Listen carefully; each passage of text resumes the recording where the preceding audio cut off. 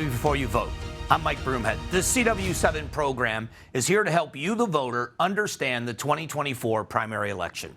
New in politics this week, Arizona has a huge deficit. How will they handle that in this new budget? The high-profile trials continue to make headlines. This week, Hunter Biden is found guilty on federal gun charges, and the U.S. Senate candidate Kari Lake declined to debate Mark Lamb. What does all of this mean for the election going forward? Let's do a little deep dive into these stories. Let's start with the national story of Hunter Biden. Hunter Biden convicted on 3 felony charges. He faces up to 25 years in prison.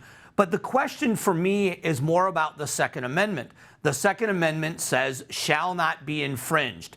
Wouldn't it be strange if Second Amendment advocates actually were supporting Hunter Biden, saying that his rights are being violated? Wouldn't it be even more strange if it was a member of the Biden family who strengthened the Second Amendment protections at the Supreme Court level? It hasn't gotten anywhere near there, but gun advocates are asking the question, how many other Americans will find themselves in the issue where they have a drug problem, had a drug problem, or they're a drug user, and they find themselves violating federal law and facing prison time because they also own guns? There are many people concerned about the precedent that is being set here. It's outside of politics for sure.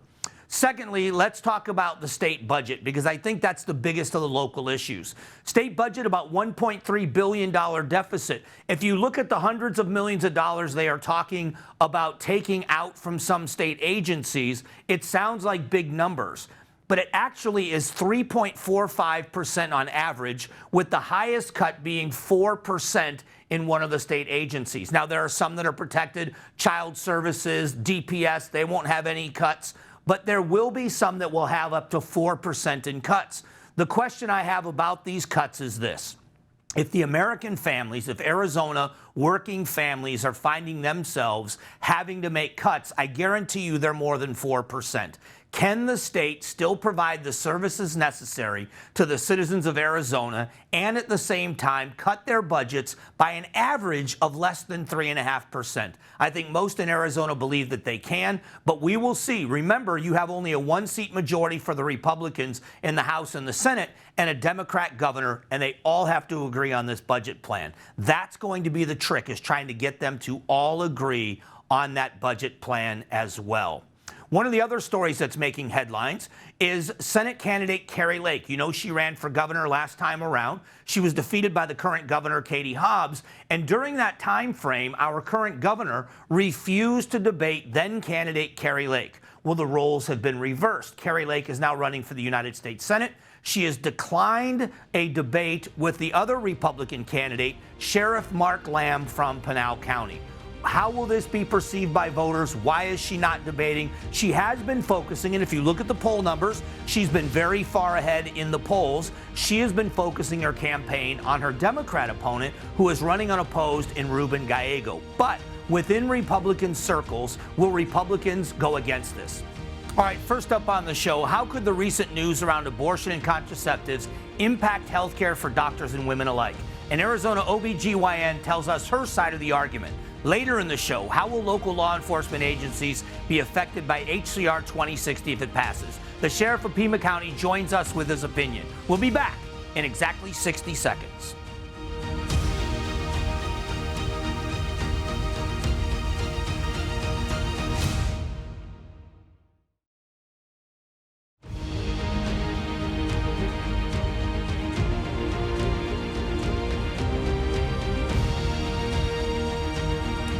Welcome back to Before You Vote. The topic of abortion is growing in importance, nowhere bigger than in the state of Arizona, with what may be on the ballot coming in November. Joining us now is Dr. DeShawn Taylor, board-certified OB/GYN, clinical professor, women's health and reproductive rights advocate, and owner of Desert Star Institute for Family Planning in Phoenix. Doctor, thank you for having this conversation.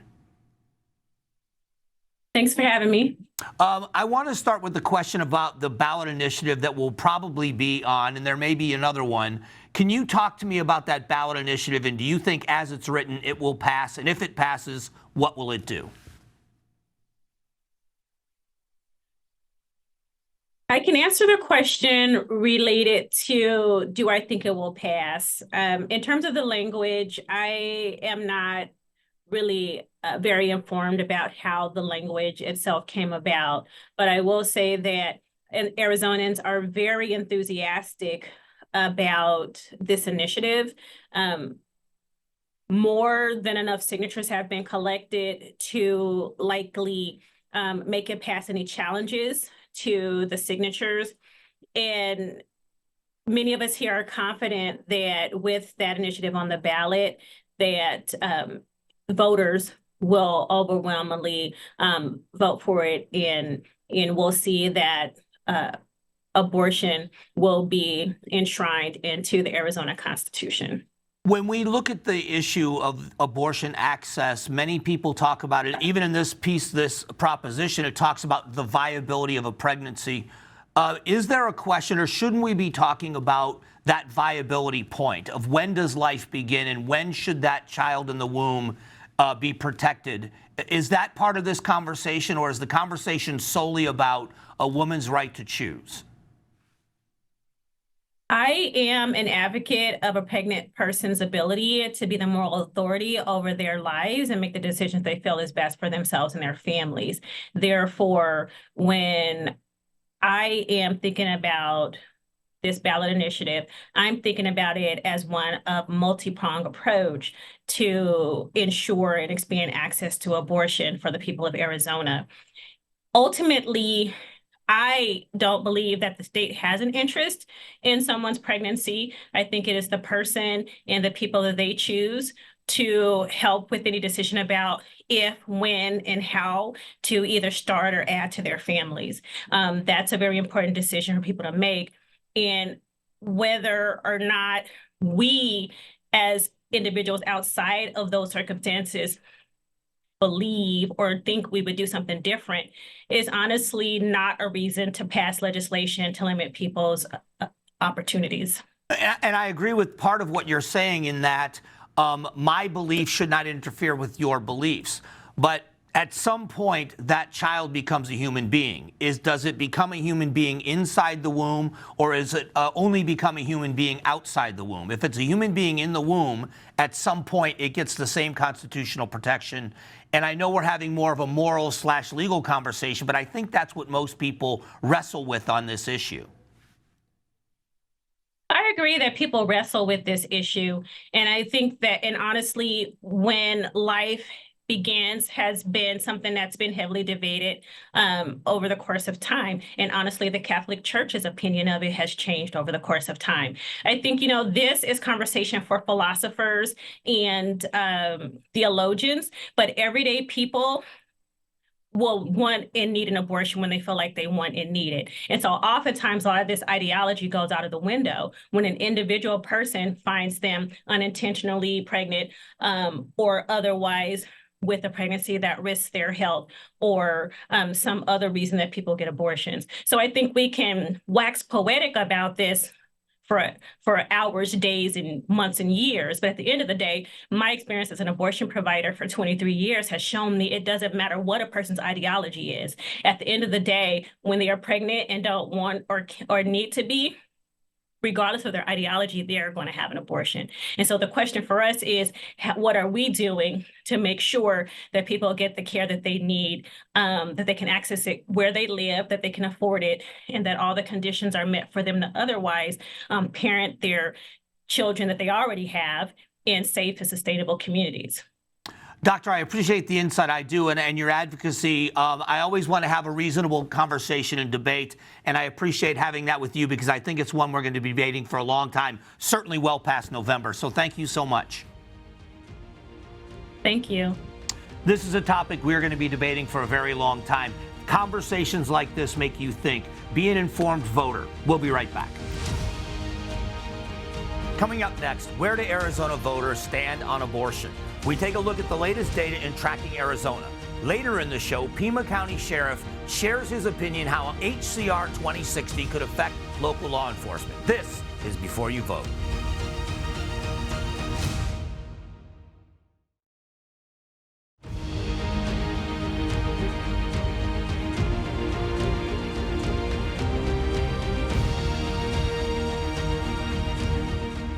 Welcome back to Before You Vote.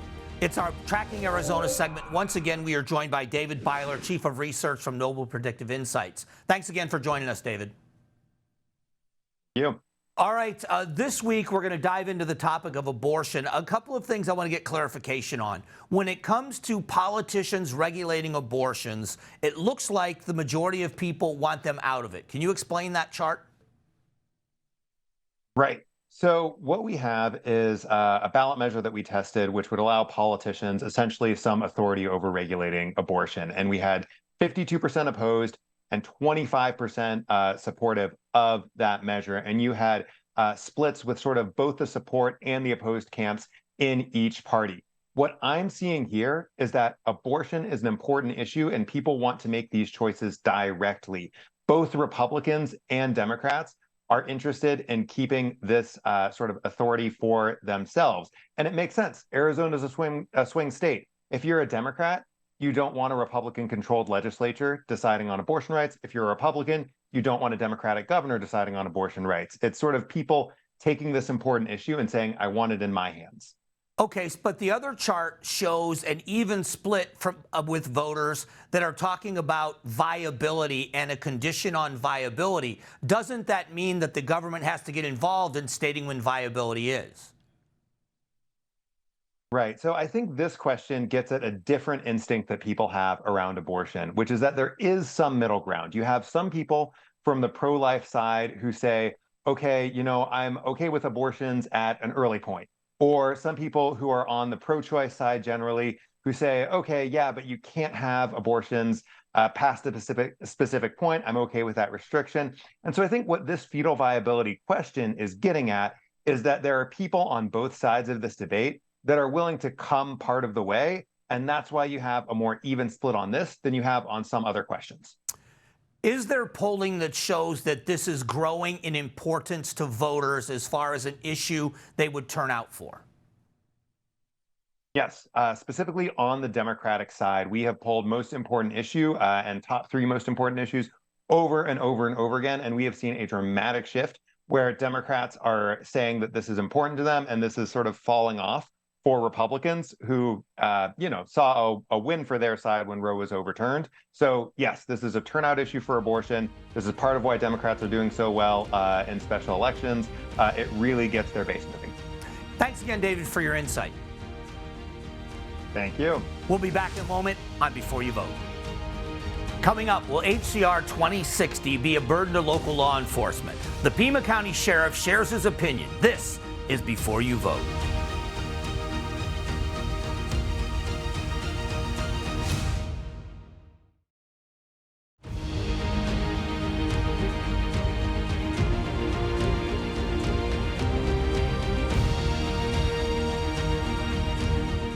Welcome back to Before You Vote. Joining us now is the Sheriff of Pima County, Chris Nanos. Thanks for doing this, Sheriff. Not a problem. The HCR 2060, which looks like if it survives legal challenges, is going to be on the ballot here in Arizona. We've had a plethora of opinions, but you're speaking out not in favor of this. Can you tell us why? There's a number of reasons. One, I have enough budget problems right here in Pima County, just being sheriff. It's ironic, I believe, to have the state tell us that all along that the border is a federal issue. And by goodness, we're going to take it over. Oh, no, we're not gonna. We're going to give it to the sheriffs. Wait a minute. Where's our funding for this? This is an unfunded mandate. I don't have any extra budget today to deal with the issues we deal with every day in Pima County, much less border issues. I'll be real honest with you. My heart says this is nothing but politics, taking that border again and just playing political football with it. I don't have time for that. I've got a job to do here, and it's to keep my community safe.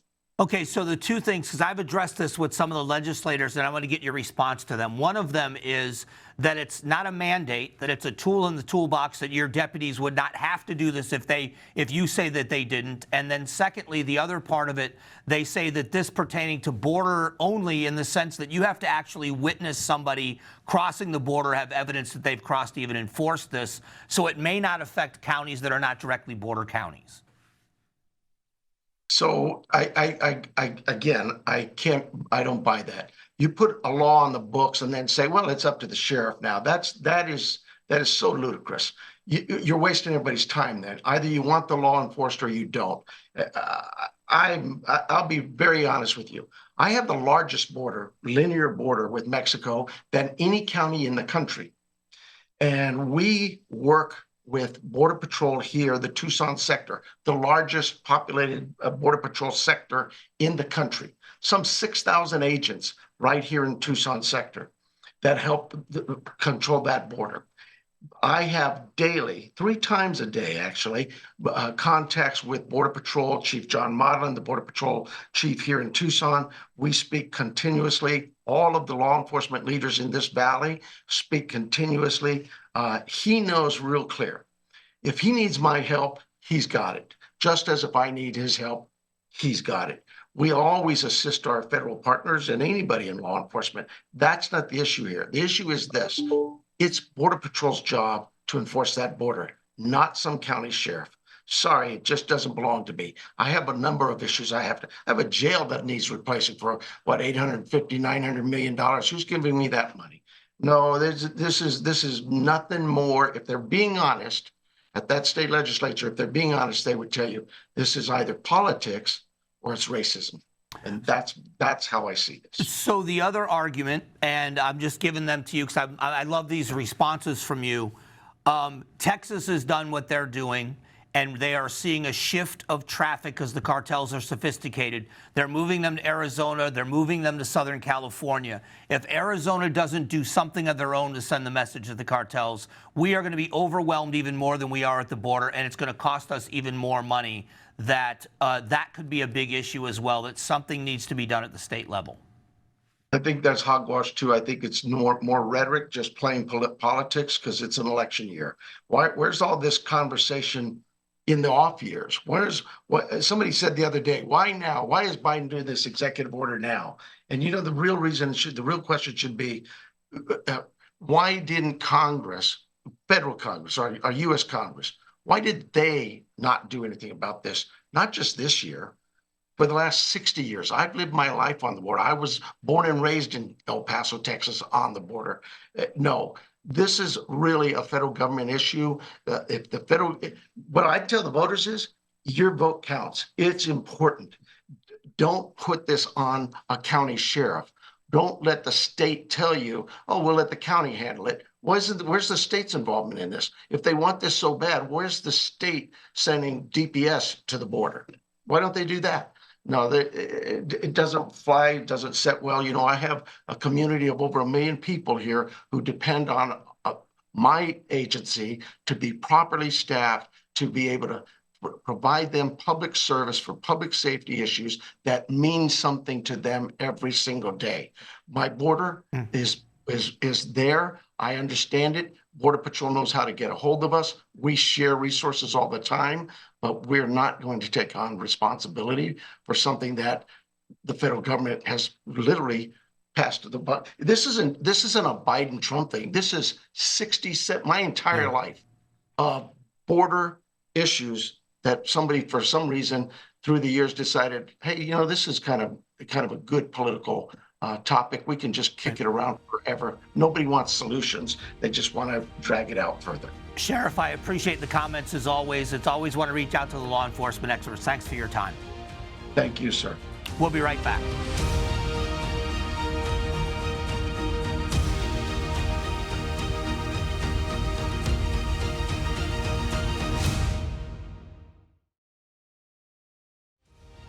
We went long with our interview, so we are out of time. Thanks to our guests. Thank you for watching. We'll be back next Sunday right here on Before You Vote.